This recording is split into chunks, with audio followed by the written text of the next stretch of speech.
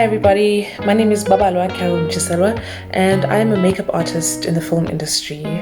I've worked on projects such as Long Walk to Freedom as a trainee. I've worked with Idris Alba on that, and I've worked on projects assisting a lady called Annie Bartels, such as Madiba, where I got to work with Lawrence Fishburne and Orlando Jones and David Harewood. I then worked on a couple of jobs of my own as a designer, of course, and one of my favorite jobs was actually a TV series called Trackers that was shot here in South Africa in collaboration with Mnet and HBO, as well as ZDF, a German channel. This video is me coming to talk to you a little bit about myself, my journey, my career, and the effects of COVID-19 on everybody in the country. It's a video that I'd like to aim at people that would like to be in the industry, at people that are in the industry, and at anybody else who's really been affected by COVID all over the country. I know many people have been. I started working in the film industry in 2010 as a receptionist. I started off as a trainee in the production department.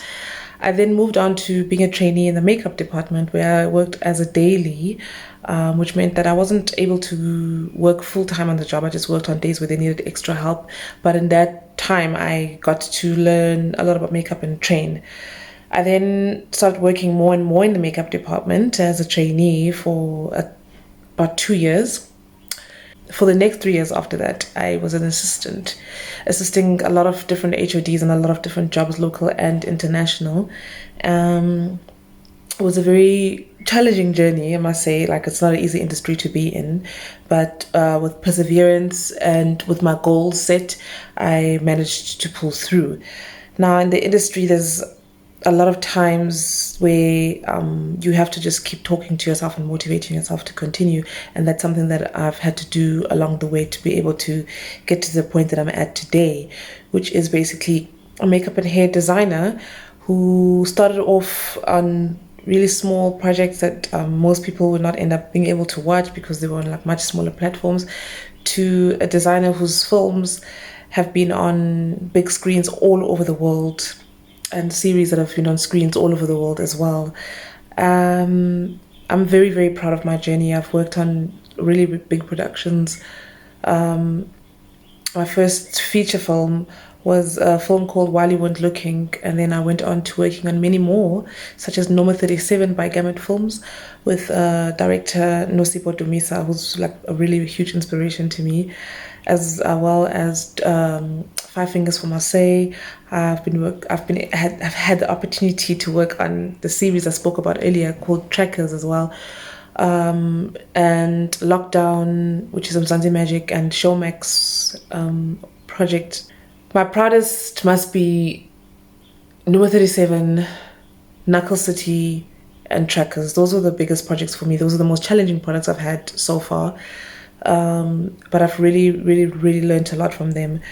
At this point in my career, which is 10 years later, I've managed to get 7 nominations for my work, including an international nomination, which was for the Amazon African Movie Awards.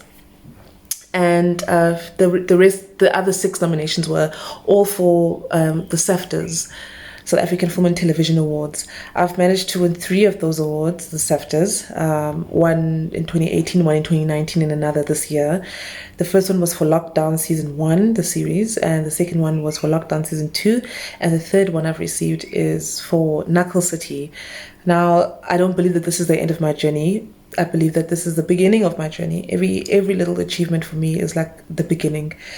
So before I went into lockdown, I was on a TV series for BBC as a personal makeup artist to the lead actress, and we unfortunately couldn't finish shooting because of lockdown.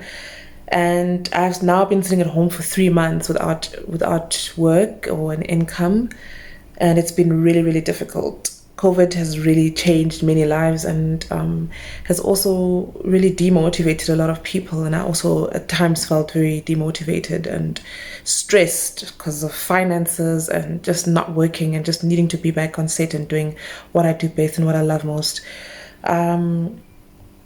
However, I've had to find ways to turn the negative into positive, and I would like to encourage that everybody out there does the same thing.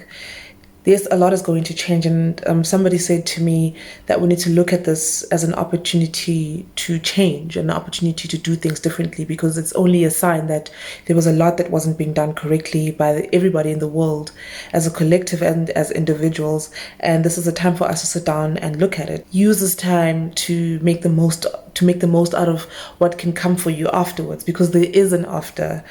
If we stay safe and we listen to all the regulations, I really believe that there's going to be a beautiful after COVID-19. And basically, my advice to everybody is to stay positive. Keep your masks on when you go out in public. Protect yourself, protect those around you. And in that way, we'll be able to reopen the industry wider than it currently is now. And reopen the country and all the other businesses, and let's support each other's businesses, guys. Let's support local. Let's support people that are disadvantaged. Let's build each other. Let's build a new country. Let's build a new industry. In like all in all, like when I decided to stop being negative about it and to stop worrying and to start channeling my energy on positivity, it actually helped me so much. And with the industry starting to open up in a small way, not many people have an opportunity to get back into work anytime soon. But I've been able to, like, I had to move to Johannesburg from Cape Town because there's more happening this side. So I drove up and I found a new place to settle in and started applying and sending out my CVs to every production company that I hear of or know of in Johannesburg. And I've managed to be able to get a booking for a Netflix series that's coming up that I'll be starting in August. So guys, channel your energy into positivity. Take the COVID-19 situation and use it to your advantage. There's time to sit down that we don't usually have. There's time to think, there's time to work things out, to rework things. So let's do that now before everything starts happening again and we just repeat the same mistakes.